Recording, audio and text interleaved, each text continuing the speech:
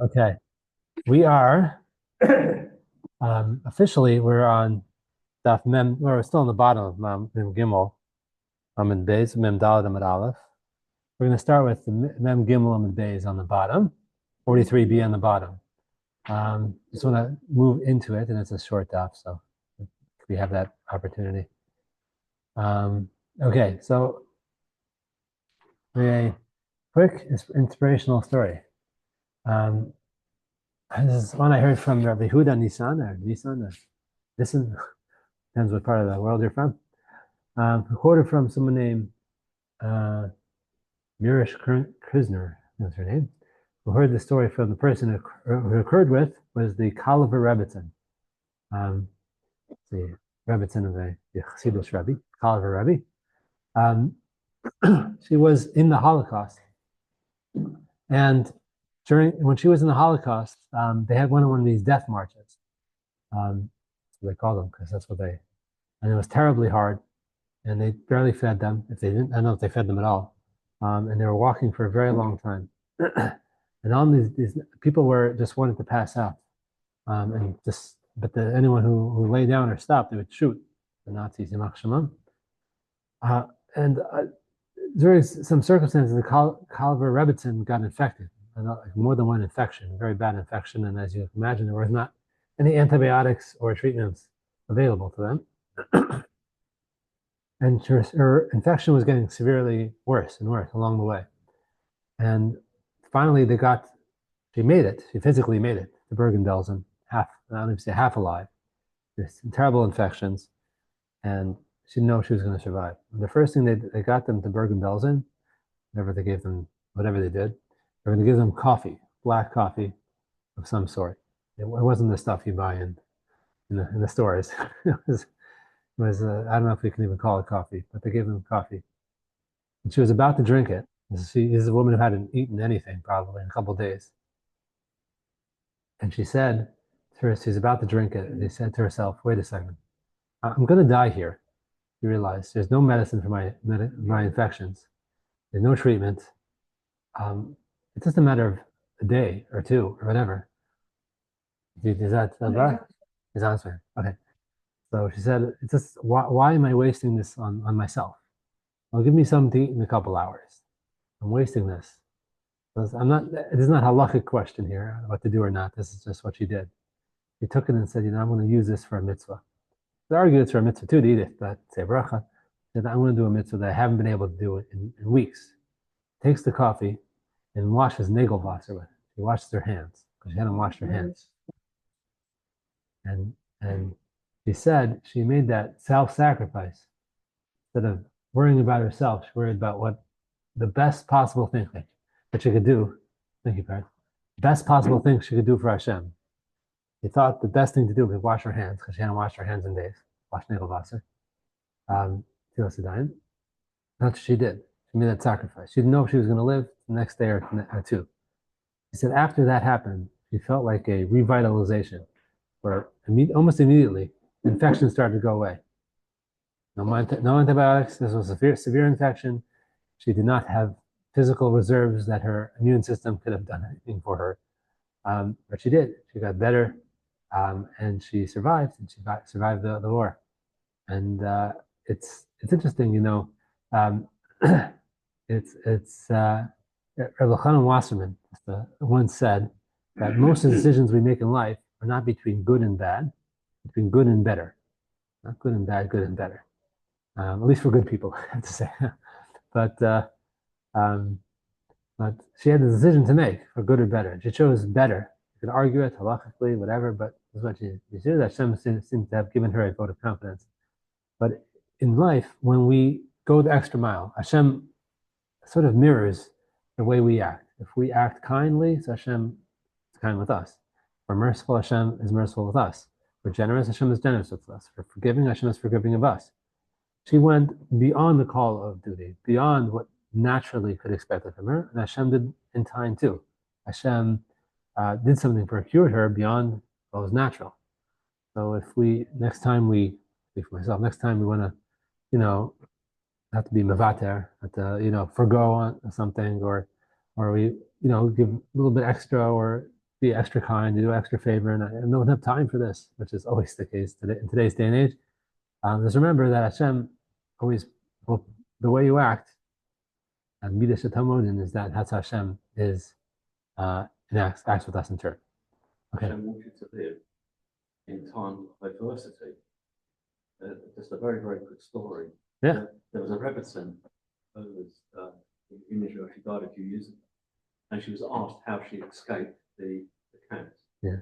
Well, she did escape from one of the camps. I forget which one. Just a very quick process of the story. She ran through the forest, and she came to this very, very big mansion. She went into the mansion, knocked on the door, and asked for help. Who answered the door? German generals or whoever they were. And they said to her, "How did you get from the gate to my house?" I walked in. He called all the guests out, and he said to the girl, "Go to the gate and come back again." There were dogs parading in the grounds. He went to the gate, and she came back again. The dogs didn't attack her, and those German officers looked after her till after the war, and she was she got to America, and then she finally came to Israel, got married, had children. Oh, that's a wild story. Yeah.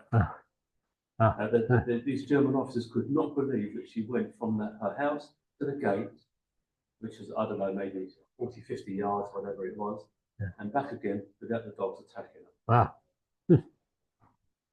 Oh, interesting, yeah.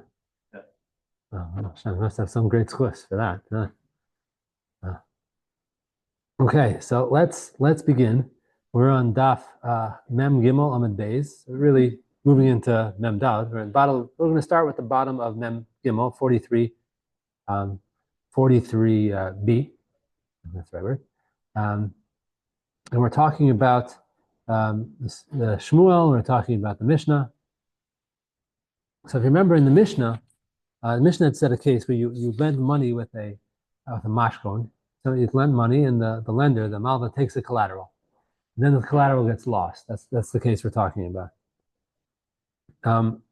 And the Mishnah seems to say that if you lose the collateral, the general principle in the Mishnah, you lose the collateral, then that gets subtracted from the loan. The loan was 100, and you lose the loaner, the malva, loses the collateral, which is worth 50, so there's only 50 left in the loan, in the value of the loan itself. That seems to be the Mishnah. Then Shmuel said something, just a few lines up. Shmuel said, if you lend, the case was a person who lends 1,000 zuz, 1,000 zuz, a tremendous amount of money, and the collateral he gets is a handle of a sickle, kata de magla, an insignificant thing, like a paper cup, that kind of thing, a few agurot. They're not really worth very much. And Shmuel says that, we discuss how it was formulated, either he said, but the idea is that the mashkon takes on the value of the full loan, irrespective of the actual value of the collateral. Collateral then becomes equated to the loan. And if it's lost, it's lost. And the loan is wiped out. And we discussed when that works. Does that have to be when you specified it will work? Or even if you don't specify that it will be equal to the actual full loan. But in any case, that's what Shmuel says. Shmuel says when you have a collateral, even if it's less, normal circumstances, let's leave it at that, would make it equated to the actual loan, even if it's less. That's what he said. So now, we started yesterday the discussion about the machlokas tanoim between Rabbi Eliezer and Rabbi Akiva, and we want to say this machlokas, this argument between Rabbi Akiva and Rabbi Eliezer, is really they're arguing within the principle of Shmuel, whether they hold like Shmuel or not. So let's start with that. 1, 2, 3, 4, 5, 6, 7, 8 lines from the bottom.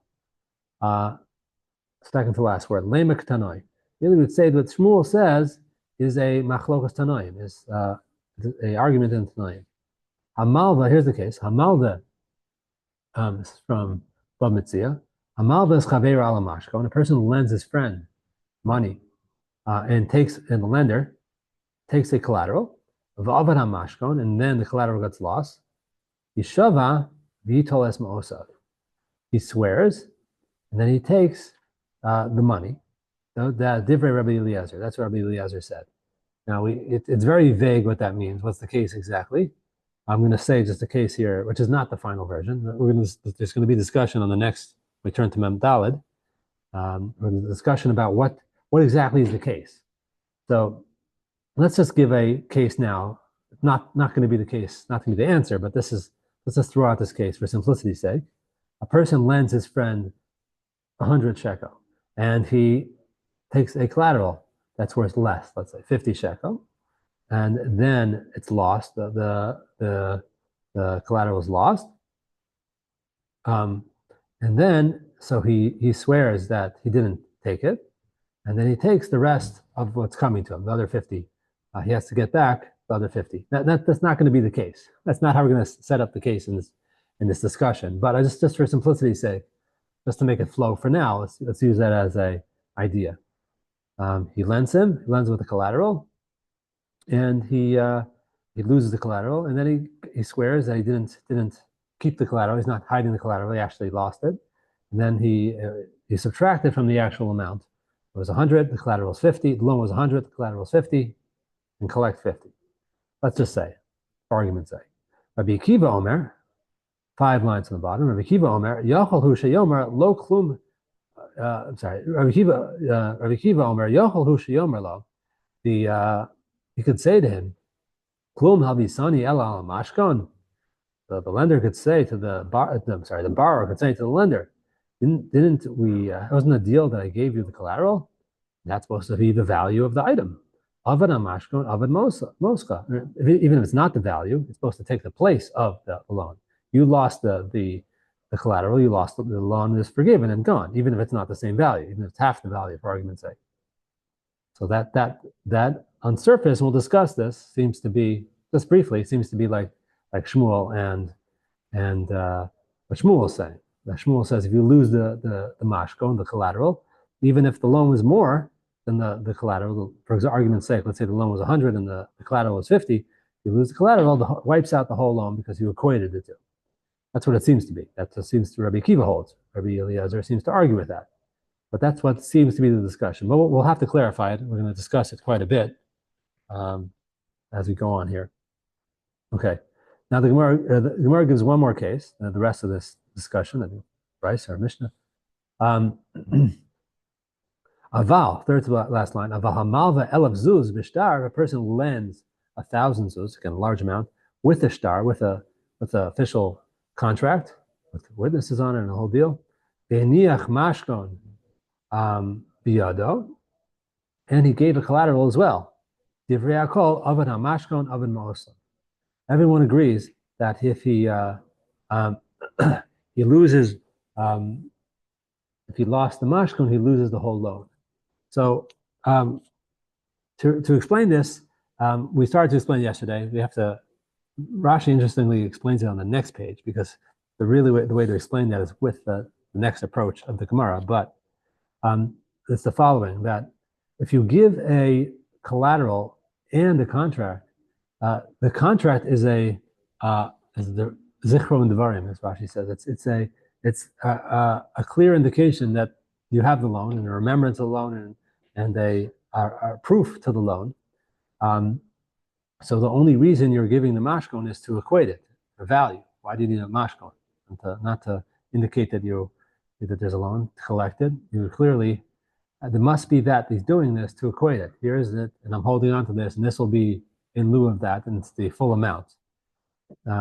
That's why he's doing it. So if you give a loan with both a contract, a shtar, and a collateral, then everyone would agree. Even Rabbi Eliezer would agree that you equate the two, and then you lose the mashkon, you lost the collateral, it wipes out the whole loan. We'll put that on the side for a moment, that case, because that's the main thrust here, but we'll discuss it momentarily in Rashi. So Hechi Dami. Now this is where I think we left off. Hechi Dami. What's the case here in this discussion between Rabbi Eliezer and Rabbi Akiva? If it was equal, the mashkon, the collateral that he gave him was equal in value to the loan. In other words, he gave him 1,000 and the collateral is worth 1,000, and he lost it. Flip the page to Mem Dalet Amud Aleph 44a on top. If he if the value of the item, the collateral that he gave, was equal to the actual loan, so my time at Rabbi Eliezer. What's the reason for Rabbi Eliezer? If it's equal, so why does he have to give money? Rabbi Eliezer says he swears and then pays up. Willing to pay up. Collateral was 1,000. The loan was 1,000. He lost it. So what is he paying for? It doesn't seem to make sense. There has to be something there. Ella, says the Gemara, Elalav but the lo shavi shir zuzeh. But rather, the case is when the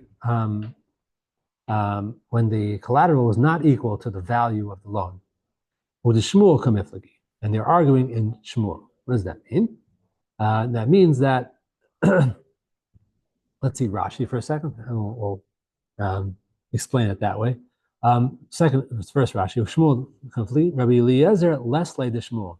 Rabbi Eliezer does not hold the Shmuel. The mashkon she'ena shava kol achov, ein adam mekablo ol zichron dvarim. That when a person gives a collateral that's not equal to the actual loan, it's just like a zichron dvarim. It's a sort of an indication that the loan exists, not necessarily not to be taking place of the actual money of the loan. It's just indication. You would even call it a security, but a sort of guarantee and a indication of the loan. Hilkach shomer chinam hu alav. Therefore, according to Eliezer, when he gets the collateral, he's a shomer chinam. He's like an unpaid watchman. Is that the way to put it? He's an unpaid guardian. He's guarding it, this collateral from the borrower, like an unpaid person, and therefore, when he loses it, he just needs to swear v'yishba. Rashi continues, shalom pasha. He swears that he's not negligent. It was stolen or lost, but he wasn't negligent. And also that's not still in his possession. He's not tricking anyone. Vito kol mosa. What does that mean? And then he gets all his money back, the full value of the loan, because according to Rabbi Eliezer, he's like an unpaid watchman. He's a shomer chinam. He's watching the other person's mashkon, and says Rabbi Eliezer, and he just swears that he wasn't negligent in watching it, and he's not still holding on to it. He's not liable for it. So then the borrower has to pay the full amount of the loan. Continuing in Rashi, in the end of end of the last wide line, Rabbi Kiva kishmuel svirale. Rabbi Kiva does hold like Shmuel. Shalashay mashkon kiblo, that he received it as a mashkon, avahal elav zuz bishtar. I'm sorry, that's the next point. Rabbi Kiva kishmuel svirale. That he accepted as a mashkon in the pure sense, that this is a full value for the other thing.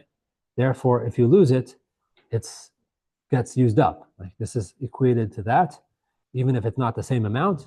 And he holds like Shmuel. Rabbi Kiva holds like Shmuel. Even if the value is not equal, it gets used up. So in other words, the machlok is like this. This is how we're learning it now at this stage. At this stage, we're learning it that Rabbi Eliezer holds that if you that we're talking the case where the mashkon, let's say, is 1,000, the loan is 1,000, and the mashkon is worth 500. So according to Rabbi Eliezer, that he's just guarding the mashkon. It's not equated. It's not to take the place of the money. It's just it's called a little bit of a security. I'm holding this. Don't forget it. Zifron dvarim. It's a indication of the loan. So therefore, if he's just a shomer chinam, he's an unpaid watchman. If he loses it and wasn't negligent, and he swears he wasn't negligent, he swears he's not holding on to it still, then he's off the hook. He's not liable for that collateral. Therefore, the borrower still has to pay the full loan. But according to Rabbi Kiva, he holds like Shmuel. Even if the loan is 1,000 and the collateral is worth 500, the collateral takes the place. It's a mashkan, a full collateral, not just a indication, zichron dvarim. It's a real equated to the loan itself. And if it gets lost, the loan is canceled. So, you want this now, or can I trouble you, gentlemen, to pass this along? Okay. Welcome, Baruch. I see you. Okay. That's how we want to say it. So we're going to change our mind a few times here, maybe about 4 times. But I forgot to count. It's going to take it to the next step. So then we continue. We'll say, no, a different approach. That's a different approach to this.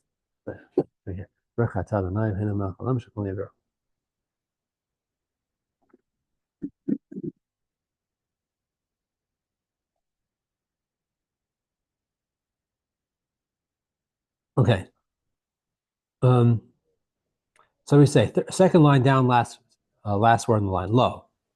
No, that's not the way we're going to learn the machlokas between Rabbi Eliezer and Rabbi Akiva. Rather, we're going to learn it like this: but the lo shavi, if the collateral and the loan were not equal, all right, let's say 100, the loan is 1,000, let's say, and the collateral is 500.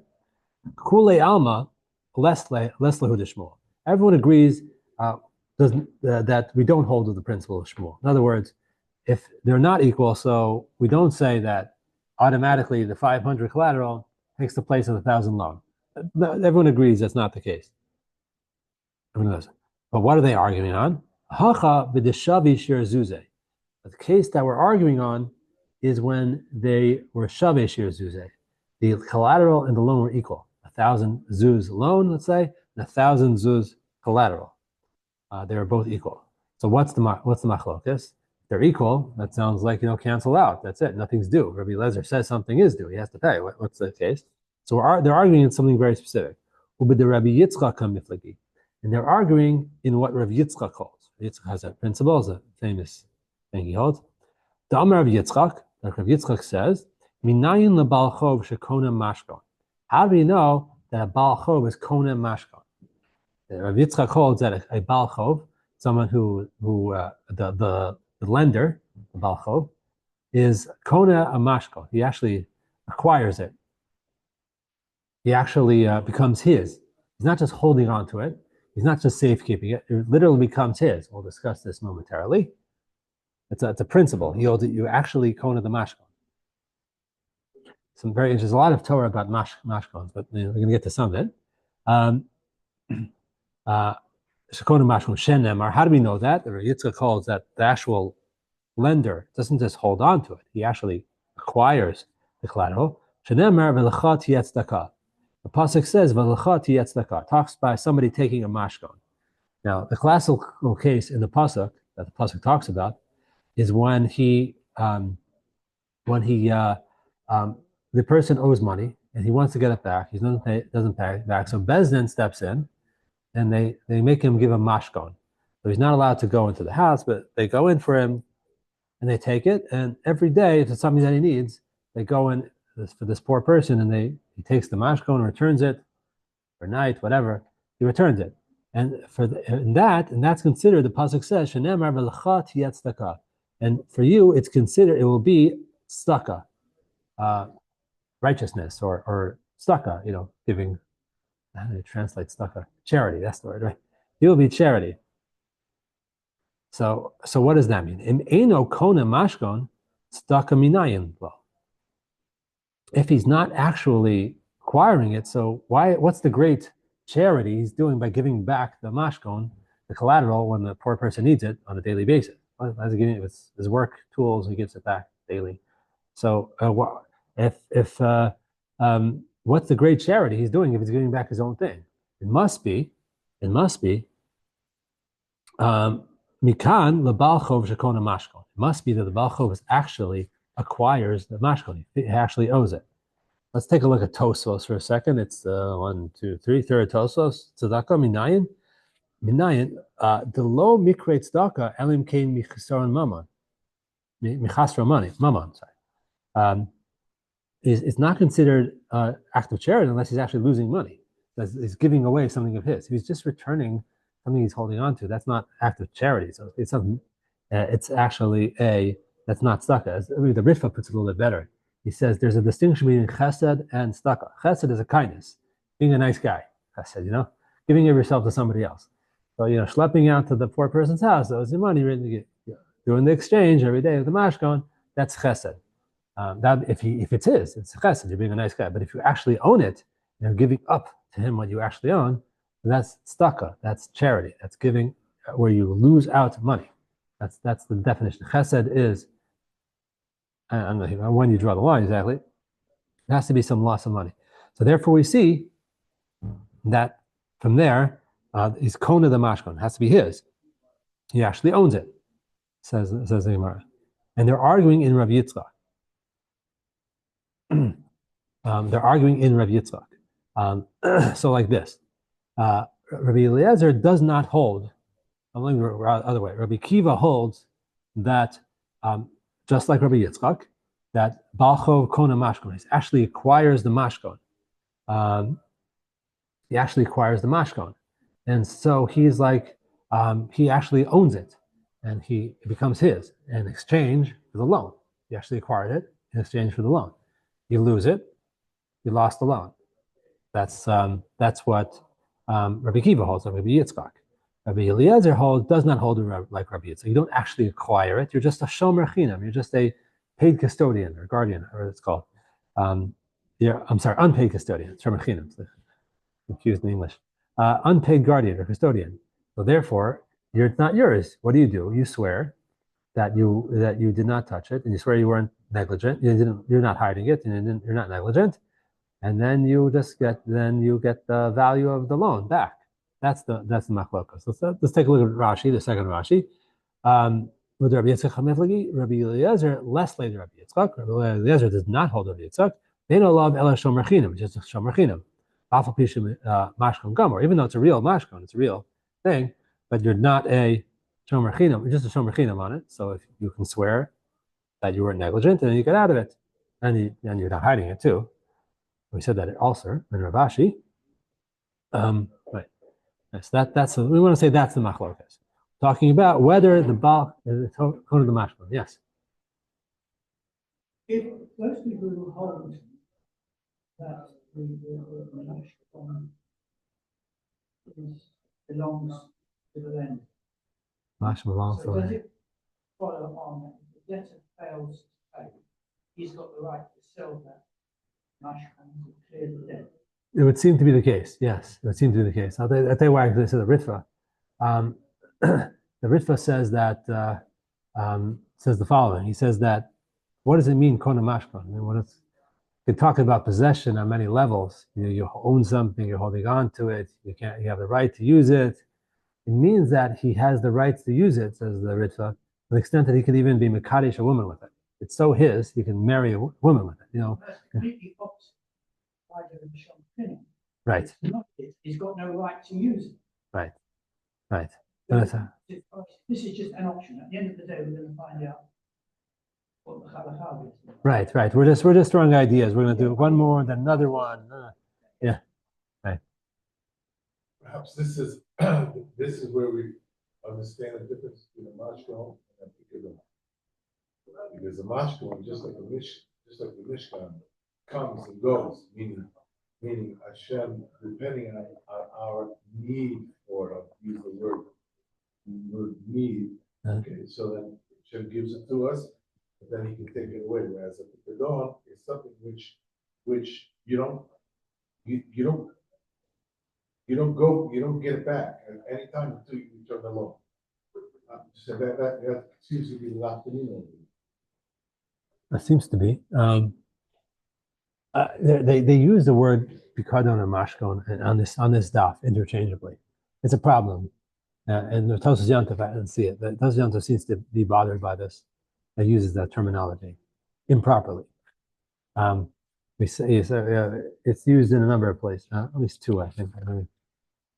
Pikadon, that's but there is a difference. We'll discuss further about usage of the mashkon and all sorts of ideas. There's also a concept that the Yonas Elam, I think the Yonah, I don't know what his name was. He was one of the Talmud of the Mir. He was killed in the Holocaust. He's famous for quoting Chaim Brisker, saying that in the mashkon lich dechov, say properly.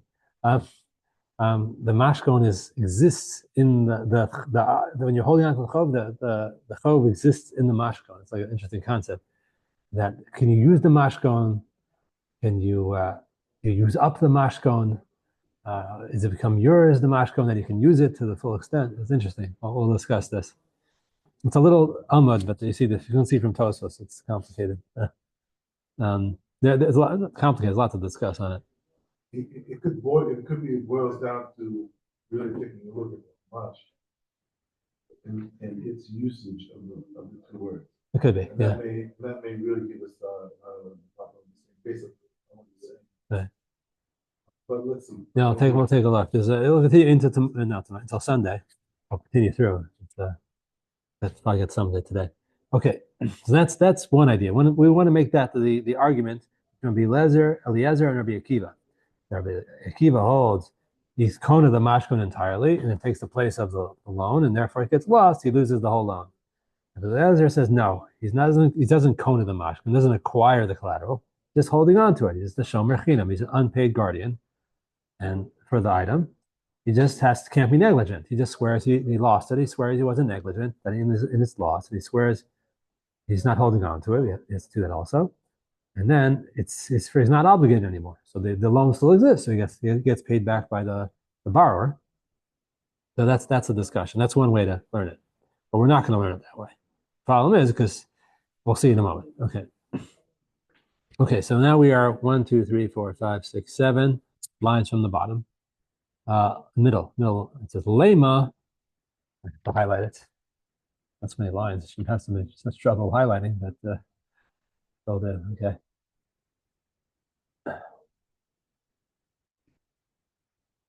Okay. Lema the Rabbi Yitzchak.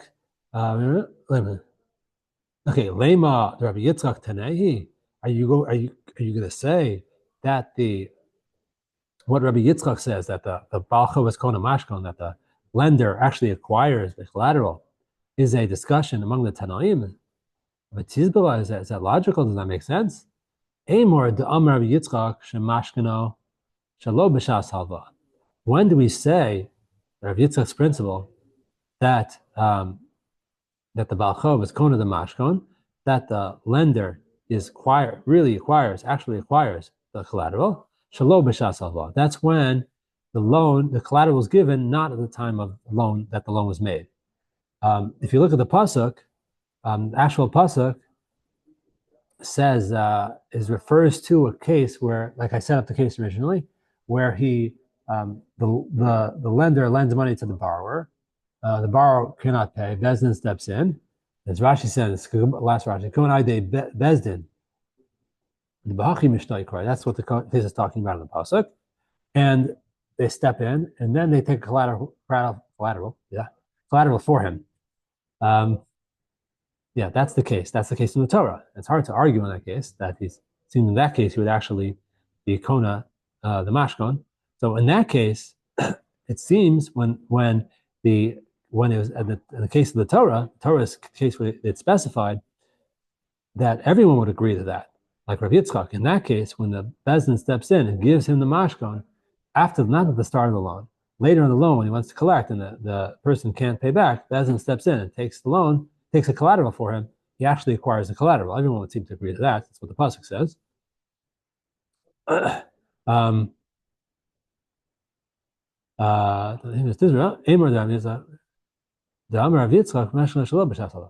Continuing, 1, 2, 3, 4, 5 lines from the bottom, second to last word. Mishkano b'shas halva, but in a case where he took a collateral at the time of the loan, you would think that's the standard case, but it's not the standard case in the Torah. He doesn't trust the guy necessarily, let's say, and he wants a collateral up front. He takes collateral then. Mishkano b'shas halva. Mishkano b'shas halva mi amar. Do we say the principle of Rabbi Yitzchak at the time that if it would also apply, that he acquires the loan, then also at the time that he got the mashkon at the time of the loan? Ella mishkano shalo b'shas halva. It must be as follows: mishkano shalo b'shas halva. So if he gets the collateral not at the time that he made the loan, but later on, like the pasuk says, when Bezdin steps in the middle when he can't pay and actually takes a collateral for him, kule amalo pligi, islu Rabbi Yitzchak. Then everyone agrees on the principle of Rabbi Yitzchak. Everyone agrees that's the case, that he's kona the mashkon. That's like what the pasuk implies. Everyone would agree that principle. both Rabbi Eliezer and Rabbi Akiva, everyone would agree. You get a collateral only after you start the loan because you need it. The guy can't pay you back. The Torah says in that case you get a collateral. That implies that you actually, like Rabbi Yitzchak, the lender actually acquires the collateral. So what are they arguing at? V'hacha the Mishkano b'shas halvaso, and they're arguing about a case when he got the mashkon, the collateral, at the initial part of the loan, right at the start.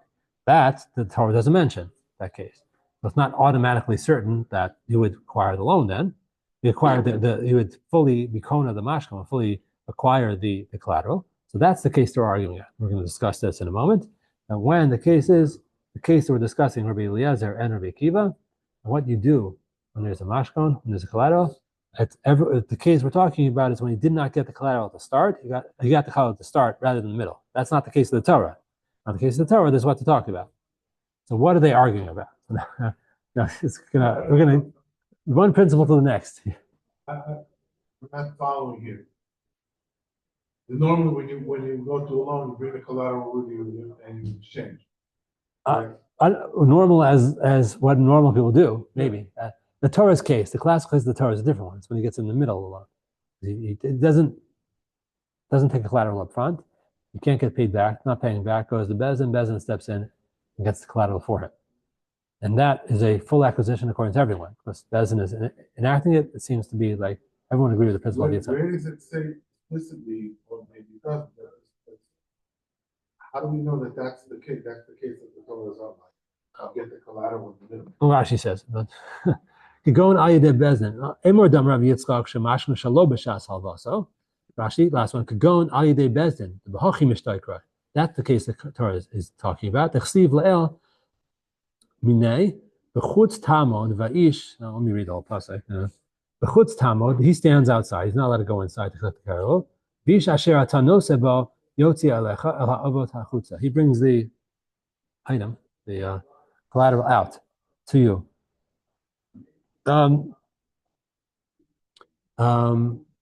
Right.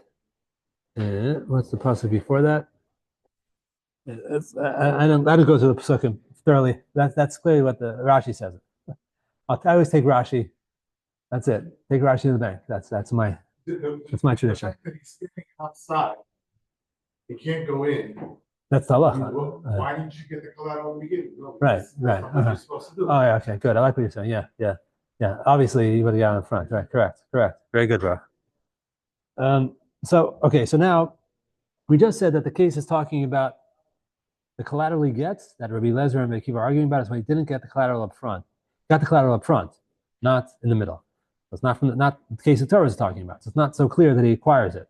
Not everyone would agree that he fully acquires it. Okay. So now, what are they arguing about? Now, we're moving to a new concept to explain that. We're learning a lot of concepts here. B'shomer aveda k'miflagi, and they're arguing about the status of a shomer aveda. The shomer aveda, somebody finds something, and he's holding on to it. He puts up signs or whatever. Because people don't put up signs anymore. Maybe they post on some chats, or I don't know what they do. Listserv or something. I don't know, whatever people do these days to get word out. Or if you're still a little bit old school, you drive around in the car, the loudspeaker. Different ways to communicate. So Shomer Aveda community. They argue about the status of a Shomer Aveda. What's the status of a Shomer Aveda? You find somebody's property. You find somebody's item, right? You hold on to it. You wait to get it back to him. Well, what is your status in the interim? You're holding on to it. We know there are different Shomerim, right? In the last pair, it's 2 more parakim. So it's 1 more pair. No, 2 more pair. Last pair, 8th pair. We'll discuss the different shomer, different guardians, shomer chinam, shomer sachar, shoel, etc. What is the status? Now you would presume that somebody's being a nice guy. He's watching something else, something for somebody else. He would have the status of a shomer chinam, right? Unpaid guardian, and then has the least responsibility. He's not getting paid. Who's paying him? No, the pay stinks. The shomer aveda. So you assume he's a shomer chinam. He's doing it for free. But we'll see. Shomer chinam kamiflagi. You have to get this. Once we understand this, machlokas will understand Machlokes of Rabbi Eliezer and Rabbi Kiva. The Shomer Aveda Knifligi. They're arguing about the status of a Shomer Aveda. Someone is watching a lost item that he found for somebody else until the guy claims it. Dietmar, as we learned, Shomer Aveda, when it comes to a Shomer Aveda, there's a Gemara in several places. Shomer Aveda, Rabba Amar Kashomer Chinam. Rabba says what we would assume. He's like a Shomer Chinam. He's like an unpaid watchman, guardian, whatever it's called. He's an unpaid watcher, or the thing. He's not unpaid, and the ramification is that if he gets lost or stolen, he's not negligent, he's off the hook. The Rabbi Yosef, let's flip the page to Mem Dalet Beis 44. If you'll let me. Has its own mind of its own sometimes. Oops. What did I just do? Okay, it worked. That's what matters. Okay. Rav Yosef Amar, who argues, our Pluktav Rabbah, Rav Yosef Amar, Kashomer Sacher. No, he's like a Shomer Sacher, like a paid watchman. Now, why is he like a paid watchman? It's a machlokas, a discussion in the Gemara, not here. That's a machlokas. Why is he considered the status of a paid watchman? So we're going to turn to Rashi, and Rashi will help us out. Rashi's going to say the reason outside. I'll say it because, well, let's just look at Rashi. First Rashi, Shomer Sachar Dami Schar Mitzvah. He's getting Schar Mitzvah. Umilva al Mashko Nami Mitzvah. So let's explain that. Let's explain it outside and then go back to Rashi first. It's a little bit like this. You are watching. You're watching someone else's Aveda, right? You're watching his stolen item. So there's a concept that ha'osek b'mitzvah pater min mitzvah. Someone who's involved in one mitzvah is exempt from the other mitzvah. That is a whole sugya in and of itself, a whole entire limud is something that's very complex. We're not going to get too deep into it. It's not the topic here. So briefly mentioned, not even inside. That osek mitzvah pater min mitzvah. You're involved in the mitzvah. You're exempt from the mitzvah. So that means that, let's say you're watching somebody's bull or something like that. That needs a lot of work to watch.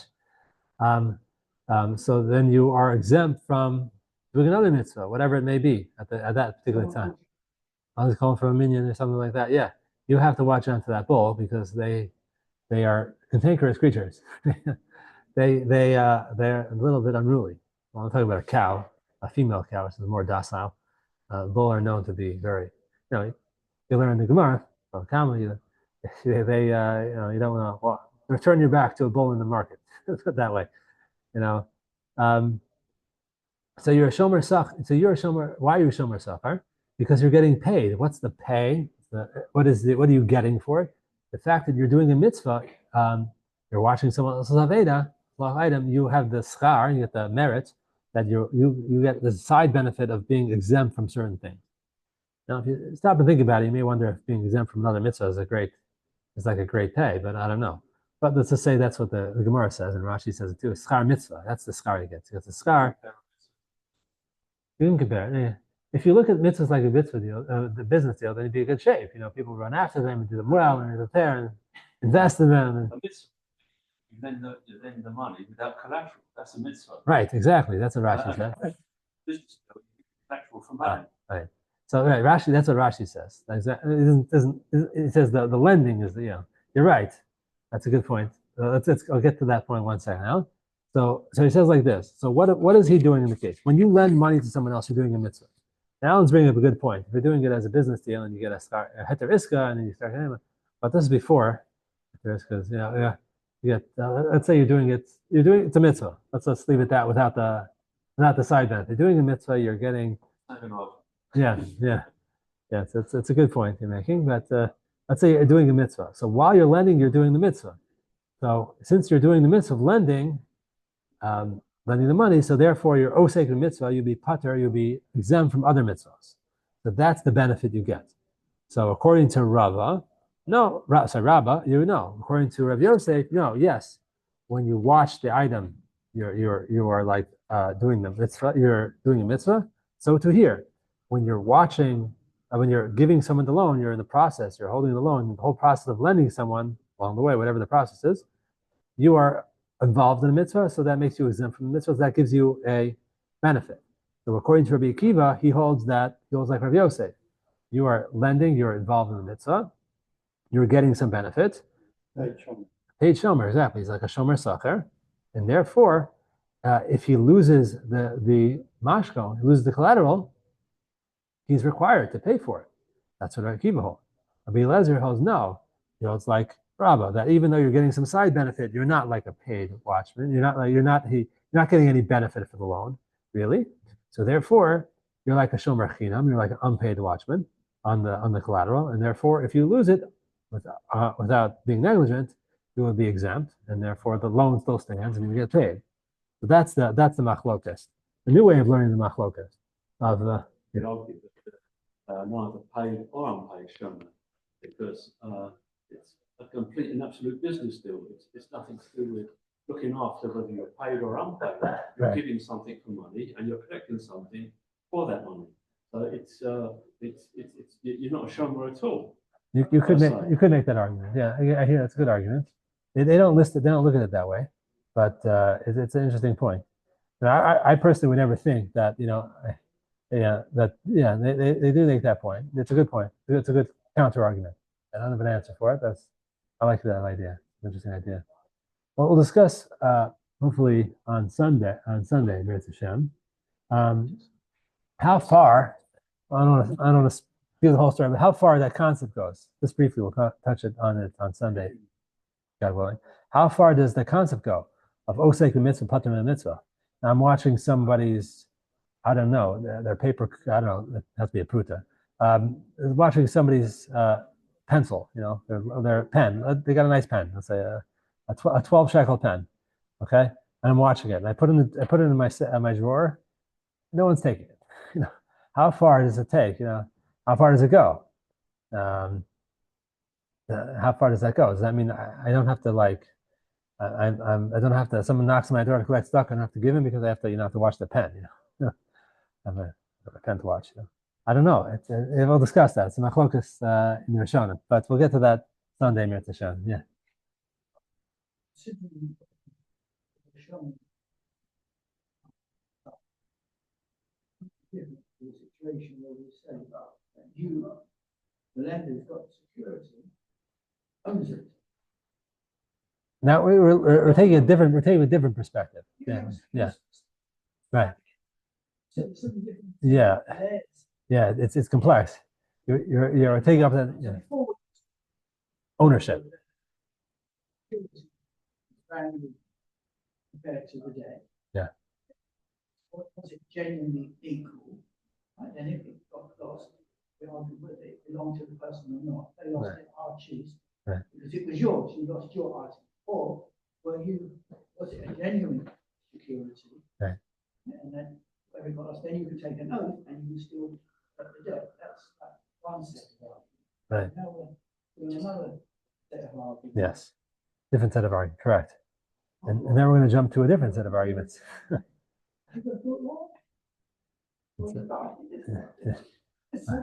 Yeah. Let's go a little bit further. We'll probably go back to this on Sunday again, this point.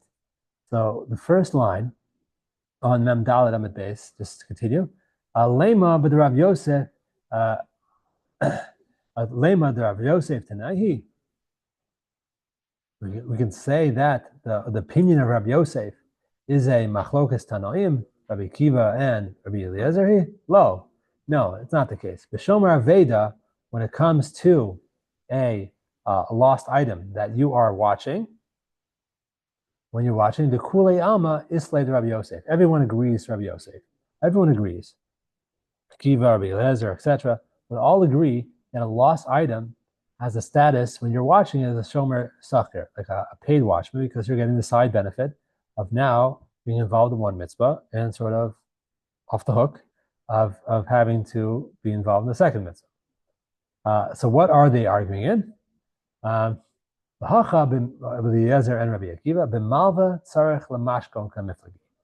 Whether in the status of the malva who needs the mashkon, the malva is holding on to the mashkon. This sounds like he acquires it to a certain extent, and he needs it whether he can use it or not. Mar sava mitzvah ka'aved or mar sava lav mitzvah ka'aved. Is doing a mitzvah or not. So what does that mean? It means the following: that apparently, if he needs the mashkon and he wants to use it, then let's say he's using, it decreases in value when you use it to some extent. Now that sounds like not a good thing, but in a certain extent, it is a good thing because the owner, which is the borrower, will get his item back and will have the value of the loan decreased because by using it, you're taking something. Let's say you have a 1,000 zuz collateral and you're using it. Every day it goes down 2 zuz, for example. So over a period of 50 days, not including Shabbos and Yom Tov, let's say, for argument's sake, let's say it's a pen or something, it's a little expensive pen. It may be different because you use up the ink, but whatever. You lessen the value of the loan. You're doing the person a mitzvah. You're actually performing a mitzvah. So the question is that a mitzvah? According to Rabbi Akiva, you're doing a mitzvah. You're actually saving the person money.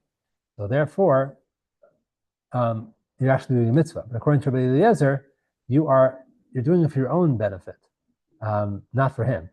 So according to Rabbi Akiva, since you're doing it, we'll go over this again next time. It's a little bit complicated. According to Rabbi Akiva, when you give the person, when you use the item, you're doing a mitzvah, and so therefore you're involved in a mitzvah. That makes you absolved from other mitzvahs. That makes you a shomer sacher because you're getting something out of it. And so there, Rabbi Akiva holds, if you lose it, you lost the loan because you're obligated. You're a shomer sacher. You're a paid person. According to Rabbi Eliezer, no.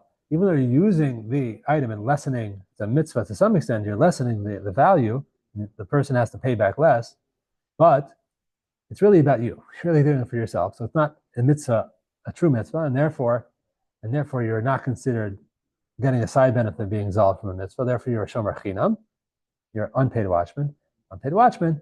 You lose the item. You are. You just swear that you weren't negligent. You swear you're not holding on to it, and you're off the hook.